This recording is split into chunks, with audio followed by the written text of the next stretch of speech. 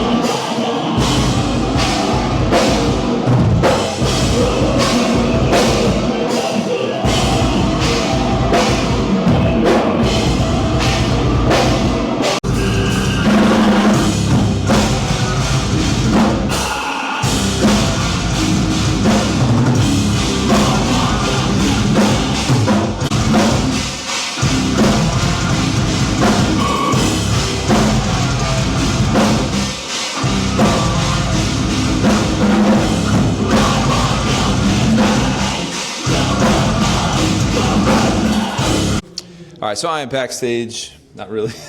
We're in a hallway. We're somewhere. It's the glamour of show promoting at a church, Yeah, right? Absolutely. So I'm here with Evan, and what's your promotion? Do you have a promoter name? Yeah. Well, my name's Evan. So I am from Throne Noise. This is a ministry based out of Florida. We are always looking for Christian artists to come out to our state. We just want to be a blessing to everybody and bring people out where they can hear the name of Jesus, but also like just have fun. We're primarily into metal and hardcore. If that scares you, don't worry, because we do also do hip hop and rap and pop. One of my personal favorites is synth pop. So I'm looking for any Christian synth pop bands out there. My Owl Cities, where you at?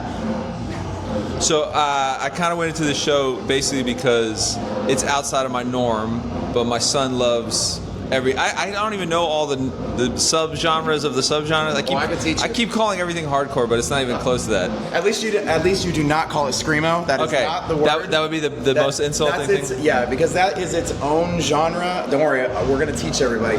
Screamo is emo music with screaming elements. Okay. Yes. So what is the all-encompassing umbrella? Just metal? I would say metal, hardcore. You're close enough. Metal and hardcore. Okay. So when I think hardcore, I think of the offshoot of punk music back in the day.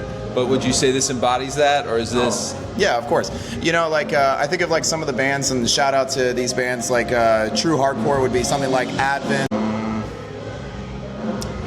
And so there are bands like Advent that are more hardcore. You got bands that are more metalcore, like Amongst the Giants, who's playing tonight, along with Drown the Planet. We also have our local American All-Stars out of Orlando, Florida. You should definitely check them out, along with What We Seek from the same area. So I'm just going to throw this out here. It's a guess, but it's been my observation. Okay, my observation is that anybody that likes hardcore metal probably does Brazilian Jiu-Jitsu. Actually, I do Jiu-Jitsu, so yes. And combat sports that seem to go hand in hand, and tattoos. I've been talking to some gentlemen. You see, you've done treason. Say your question again. I'm just saying I've seen the connection between hardcore music and combat sports, specifically Brazilian Jiu-Jitsu. Like, my son has tried multiple sports, but he is locked in. He does his first tournament next month. And a lot of the mainstream guys I noticed, a lot of them are in BJJ or some sort of. I mean, it's basically like fighting, right? So we're throwing it, throwing our fists around and stuff. So it's in a hardcore kid's heart to just go off and throw your fists, and so that's why combat sports they go hand in hand. I do Brazilian Jiu-Jitsu, so it's less striking, more grappling.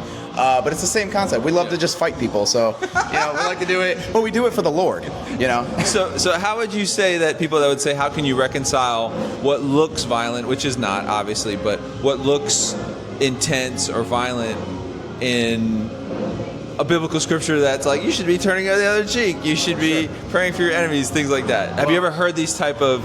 Oh yeah, absolutely. But here's where I would look at it. Like, one of the things I've heard many, many times is like, oh, well, this is very violent music.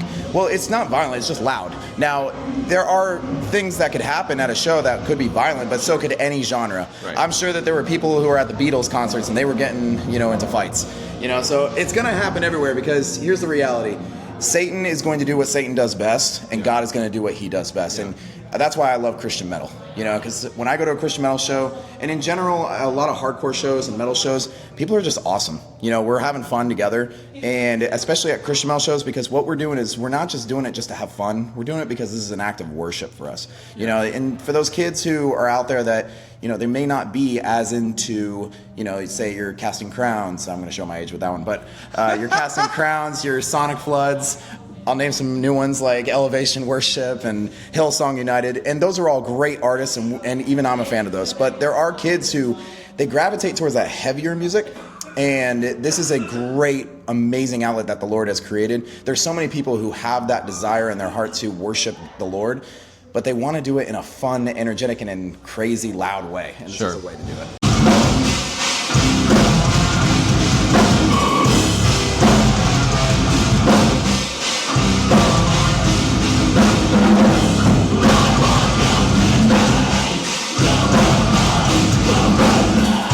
I don't know, it was just hard to be there for so long, and I think one of the biggest reasons I was there was mostly because I felt alone.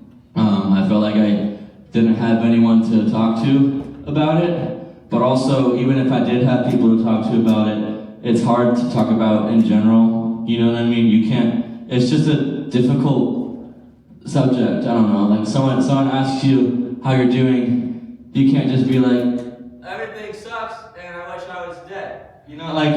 What a buzzkill. You can't be, that's not how it works, You just tell them you're fine. And a theme in a lot of the songs of struggle, or I wrote this about my struggle, or I wrote this because you might be struggling, or I wrote this to, explore what's going on. So there's a lot of questions, not always answers, but there's a lot of questions. But what I do notice is a lot of times they will give the answer at their concert, or they'll say, hey, look around, you're not alone. Like, there's a lot of collective, I don't know what the word is, like you found your people. Yeah. Have you noticed that? Absolutely. And what I would say to that also is that, like, these are a group of kids that may or, whether we like it or not, may or may have not been, whether it's ostracized is a more intense word, but even just neglected from the church, and like I was one of those kids, like I loved metal and hardcore, and I was super blessed to have a church family that really poured into me. That's not always the case for kids who like really gravitate towards like going to these shows. And so, like, for example, the reason I started Throne Noise is because, one, God told me to, but two, like, I wanted a place where I could promote Christian metal, Christian hardcore in particular, but also all genres. But I wanted to create a space where we could openly have the discussion of the gospel. Because if, like, there are plenty of bands where they'll go out and they'll tour with non-Christian bands, and these kids that would never have stepped foot into a church, they're hearing the gospel for maybe even the first time they've ever, or for the first time ever. Where I live, about 15,000 kids of our 20,000 have never been to a church service in their entire life. And that's not out of the norm. That's actually pretty normal in the entire United States in general. And so, and that goes for everyone. But at the end of the day, like, there's so many kids that just don't get the chance to hear the gospel. And this is an amazing place where we get the opportunity to do that. We're very blessed. Yeah, so our first show that I took my son to was Fit for a King over at Janus Landing, which is a venue that's like been around since I was a teenager growing up in Tampa. And that obviously was a mainstream event. It was a mainstream show. I'll be honest, man, we skipped the openers on purpose. I knew what the bands were about, the openers. Sure. And, my son is still young, so I didn't want him to have to see that or deal with that. That being said, to come here and then also catch Bloodlines and... So you came to see Bloodlines, With Blood Comes Cleansing, and Heal the Hurt. It's a lot of blood. Yes. I also noticed thematically, death metal really loves the Book of Revelation. Oh, dude, the Book of Revelation, the Book of Daniel, like, oh, dude, anything semi dark or violent, it creates great lyrical content. And imagery. Yes. So I feel like I'm like a detached observer that was around weirdly but not paying attention because I was on Tooth and Nail. That was my record label. I was on forever. Ryan Clark was like my graphic designer. Yep. You know what I mean? So like to go back and now we listened to Demon Hunter together. I'm like, man, there's so much great stuff that I missed because I was just so tunnel vision. Yeah, I didn't know you liked K-pop. We might have to cut that out based on everything that's been going on in the last few weeks. I saw the lawsuit. I saw that. Yeah, we might have to cut that out. I don't know. Ryan, I hope you get your money. I really do. I hope you get more capes and tattoos. I mean, he was such a soft-spoken guy when he'd be like doing my design work. And then I remember when they were like creating Demon Hunter like as a experiment. Anyway, as I'm diverting here, but the point being is. By the way, shout out to Training for Utopia, which is Ryan Clark's first band before Demon Hunter. You should check him out. This man knows his stuff. Anyway, I just want to say thank you for what you do. Thank you for a space like this that I can bring my son to and allow him, because today, I was like, hey, just to remind you, man, the show's today. He's like, oh. I was like, you still want to go? Yeah. I said, you have BJJ? Yeah, I'm going.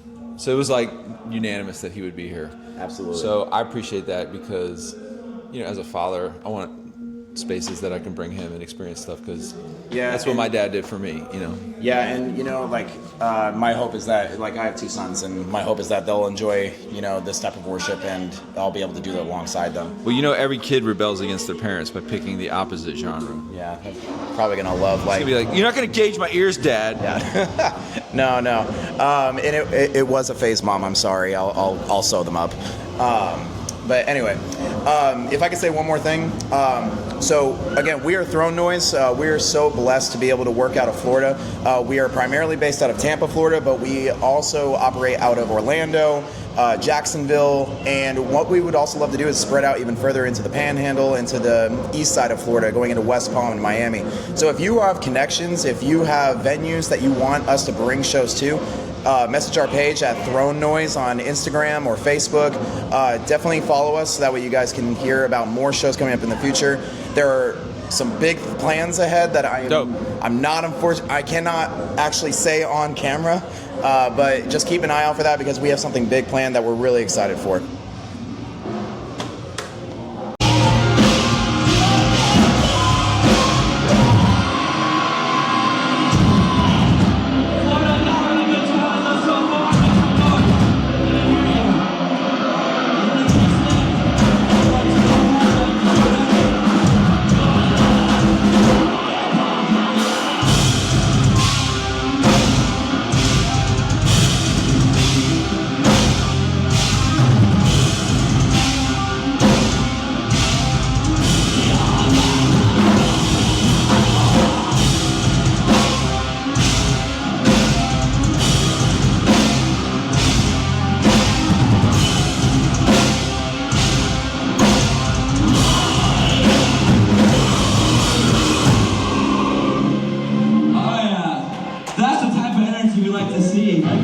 All right, everyone, please make some noise for our American All-Stars. They were sick.